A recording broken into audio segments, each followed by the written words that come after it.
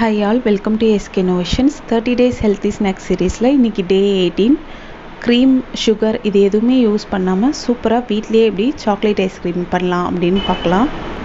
இப்போ ஒரு பவுலில் 1/4 கப் அளவுக்கு முந்திரி, 1/4 கப் அளவுக்கு பாதாம், 1/4 கப் அளவுக்கு ஓட்ஸ் சேர்த்துக்கிறேன்.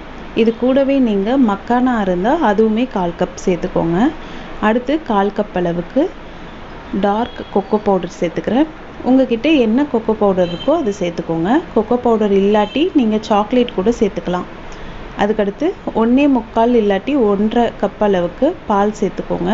அடுத்து ஸ்வீட்னஸ்க்கு நான் சர்க்கரை, வெல்லம் இது எதுவுமே சேர்க்கலை, டேட்ஸ் தான் சேர்த்துக்கிறேன். டேட்ஸோட கொட்டைகளை எடுத்துகிட்டு 10 டேட்ஸ் சேர்த்துக்கோங்க.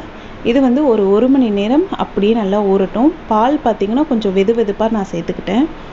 இதில் இருந்து நீங்கள் பாதாமோட தோலை எடுத்துகிட்டு கூட நீங்கள் மிக்சர் ஜாரில் சேர்த்துக்கலாம்.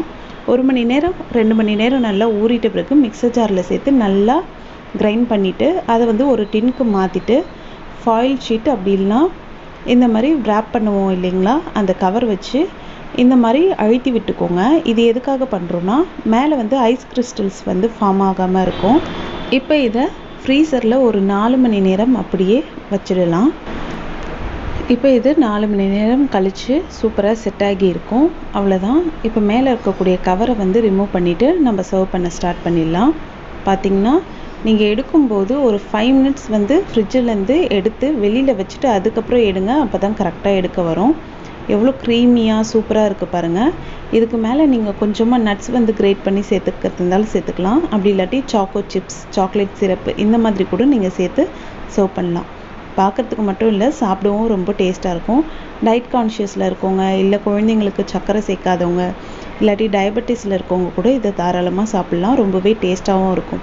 இந்த சம்மர் சீசனில் கண்டிப்பாக ஒரு தடவையாச்சும் ட்ரை பண்ணுங்கள். இந்த வீடியோ உங்களுக்கு பிடிச்சிருந்தால் லைக் பண்ணுங்கள். இந்த மாதிரி நல்ல நல்ல ஹெல்த்தியான ரெசிபிஸ் பார்க்கணுன்னா நம்ம சேனலை மறக்காமல் சப்ஸ்கிரைப் பண்ணிக்கோங்க. தேங்க்யூ ஃபார் வாட்சிங்.